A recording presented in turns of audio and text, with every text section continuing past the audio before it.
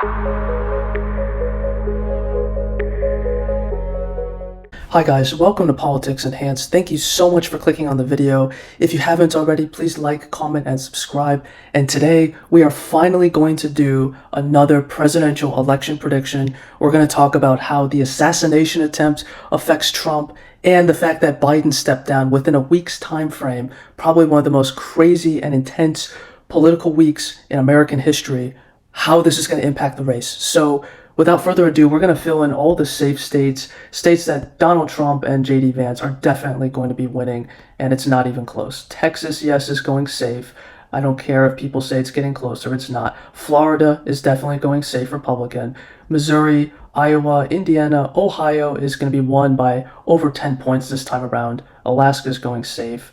You have Nebraska state as a whole and Maine's 1st congressional district. These are states that are going Republican no matter what. If you nuke them, they are going Republican.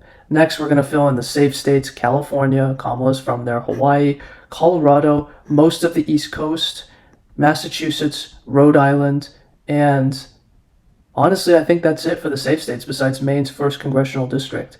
You could also throw in Washington and maybe even Oregon at that point, but that could change as things get closer. But as of right now, these are the battleground states, or states that will be within 10 points. We have the blue states that Kamala's winning no matter what. We have the red states that Trump is winning no matter what. And I do think that whoever Kamala chooses as her VP may slightly help her. It depends on who it is. A lot of people are saying it could be Roy Cooper, but we'll just have to see. So now I would like to fill in the likely Republican states that Trump is going to win. And I think the first one that we can definitely and confidently say will be won over 5 points now is Georgia. Georgia was a state that Biden won in 2020. It was extremely close, but since Biden has taken over and now that his vice president is running and there's a lot of scandal and people have seen Biden's term, they've seen what kind of leader he is, and he has a very high disapproval rating. So Georgia is absolutely going to be one of the first states tonight to flip back to Donald Trump and the Republicans, and I say Trump wins it by about 6 points. Next, we're going to talk about North Carolina, which I think Trump is going to win by 8 points. He's doing better with minorities. He's doing good with white working class voters, which there's a lot of in the state of North Carolina. The Republican Party is united behind him. You have a great lieutenant governor who's really advocating for Donald Trump in the state of North Carolina. Yes, it could have been considered a swing state. If Trump wasn't on the ticket, I would say it could be a swing state, but as of right now, Trump is definitely winning this state by probably 7-8 points would be my guess. And as you can see, Trump is already up 251 electoral votes. He just needs one more state and he's president. So the next state that I think is going to be likely Republican is the state of Wisconsin.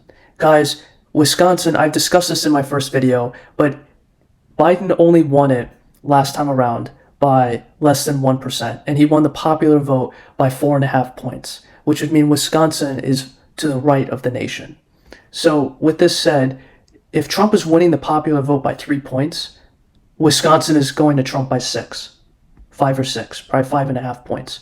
It's becoming a more conservative state at the presidential and federal level. It was a swing state back in 2016, and Democrats had a long streak in it, but now it's shifting, and the Rust Belt is becoming more conservative, especially with J.D. Vance at the top of the ticket. I would like to discuss the likely Democrat states that Kamala Harris and whoever her vice president is will probably win, and we're going to start with the state of New York, because what's happening in New York, we don't have a whole lot of polling right now out of that state, but it's getting closer, and it's getting much, much closer, and you have a lot of people who are angry at what the court system did to Donald Trump, and the fact now that Harris is a prosecutor, you could see people not like the justice system in New York and associate Kamala Harris with that justice system. You know, that could be a play that Donald Trump makes during the campaign, but as of right now, New York is probably won by Kamala by about 7 points. That would be my assumption as of right now. The next likely state for the Democrats, I would say, is going to be Illinois. And the big cities are turning on the Democrats.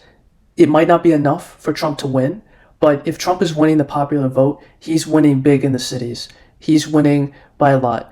And he's not going to flip Chicago into the Republican column, but the state could definitely get closer, and you could see an 8 or 9 point win for Kamala instead of 15 or 18 points like in past years. Now, I would like to talk about the lean states. These are states that will be won by Trump and the Republicans by about 3 to 5 percentage points. And we're going to start off with the state of Pennsylvania.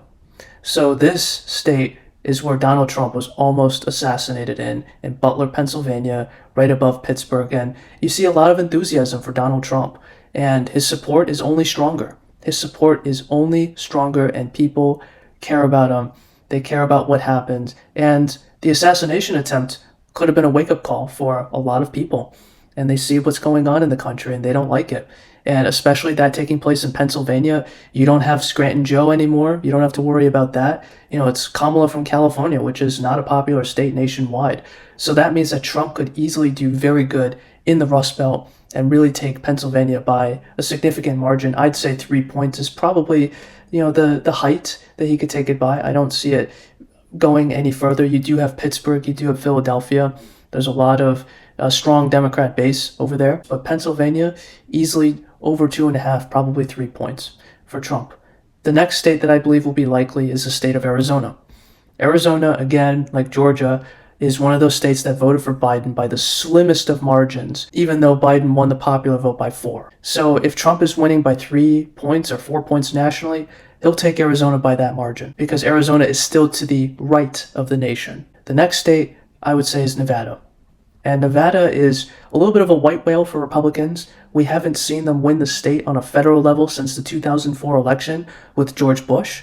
And I think that 2024, 20 years later, is finally the election where Republicans see Nevada flip back. Again, Nevada has been one of those states that's been trending Republican for some time. Biden only won it by 2.4%. Clinton in 2016 also won it by 2.4%, but the state is still trending to the right. And with Trump winning that popular vote, that just gives him the mandate to take back these Sun Belt states for sure and sweep the Rust Belt, as we'll discuss later in the video.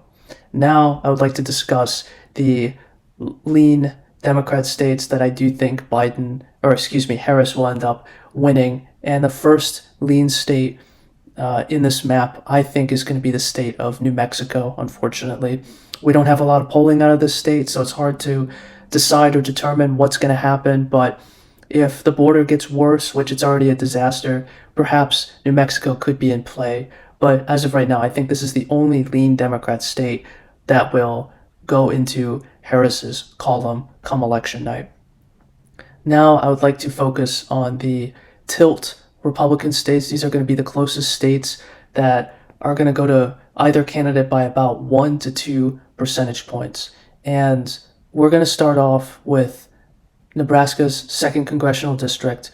It's a suburban city, and it's not necessarily hard for Trump to win, but I think he'll win it this time around.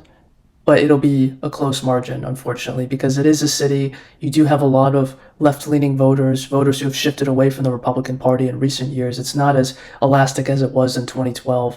So I think for now that's going to be tilt Republican. And I also want to move up to the Northeast, this area of the country right here. And I want to talk about Maine at large because I do think that Trump is going to win that state. In recent years, you would have never seen part of Maine go for Trump, but it was actually one of Trump's biggest wins in 2016 and 2020. And now I think the state will definitely go to Donald Trump just because of trends. It's demographically favorable to Trump, and he'll probably win it by 2 points moving forward. Now I'd like to talk about New Hampshire, because New Hampshire is a very interesting state. You have a lot of people from Boston who've moved up there, but New Hampshire hates incumbents. It has never liked incumbent presidents or the incumbent party on the ballot. And we see this in the 2000 election. I'll go over to the little map here. In 2000, Bush won it by 1 point, roughly. In 2004, Kerry won it by 1.4. In 2008, Obama won it by 10. In 2012, Obama won it by 5. And then Trump almost picked it off in 2016. And then it voted against Trump by 7 points. So this time around, Trump wins New Hampshire, probably by 2 points. He flips the state. He'll be the first Republican in 24 years to win the state of New Hampshire, and that'll definitely be one of the most interesting flips of the night for Trump. Next, I'd like to talk about the state of Virginia, because Virginia is one of those states that in recent years trended away from Republicans, but then you saw some massive major electoral victories, such as the 2021 gubernatorial election that happened, and that was a big upset. I don't think too many people saw that coming. So this time around, there are a lot of northern Virginia, how do I say, government workers up in the northern part of the state, Northern Virginia, who do vote Democrat, but because Kamala and Biden and the Democrats are so unpopular at this time, I think Virginia flips to Trump by the slimmest of margins. We're talking 1.5 percentage points, but Virginia votes for Donald Trump. Last time around, Biden won it by 10 points. I think that was the ceiling for Democrats. That was a very good night for them, but this time around, the stars seem to be aligning in Trump's favor, and you will see Virginia flip for the first time since 2004, which is the last time that a Republican won this state. And there's a lot of groundwork for Republicans too. You have the rural areas. They'll probably be charged to come out. They'll be really fired up. And you have the northern part of Virginia where the government workers are at. They probably won't be so inspired to come out for Kamala or whoever the nominee is. But it'll be very interesting to see. I also forgot, I'm going to give Michigan over to Trump. However, I forgot to mention one thing about Michigan, which is this state could be really close if Kamala Harris's vice president is Gretchen Whitmer. And the reason why I say that is Whitmer would be a very formidable opponent in the Rust Belt, and she would definitely make Michigan go into play. So, assuming that it's not Gretchen Whitmer, if it's Kamala Harris and say Roy Cooper from North Carolina, or some generic, white dude as a politician, I think Trump wins Michigan by 2 to 3 points. I'll put it in the tilt column because it's so hard to predict, but polls usually underestimate Trump. I'll give it to Trump by 2.5 to 3 points, because why not? He's doing so good in the polling right now. I could definitely see him winning. And now we have the last state, the state of Minnesota. This is a state that has voted Democrat in every single presidential election since 1976. And if we look over here, this is the one state that has always voted for the Democrats going back to 1960. It really voted for the Democrats, except in 1972, Nixon won it. And it's just one of those states that was very close in 2016. Clinton only won it by 1.5 points. This time around, it's so hard to tell. I think Trump wins an extremely narrow victory in the state of Minnesota. He's got the right guy on his ticket. J.D. Vance has huge Rust Belt appeal, and that's where this election is going to be decided, in these 4 states here. And it's hard to tell, again, because we don't have a lot of polling, but the polling that we do have, it suggests that Trump is doing really good in the state. It doesn't show him winning, but if we know from the past, we know that polling underestimates Donald Trump and Republicans, especially in the Rust Belt region. So I'm giving Minnesota to Donald Trump. Kamala Harris is not popular. Trump is winning the popular vote. He's winning in a landslide victory of 342 electoral votes to Kamala Harris's 196 electoral votes. And that is my current presidential election prediction map. If you guys like this content, please like, comment, and subscribe for more. Thank you for watching, and I hope you have a great day.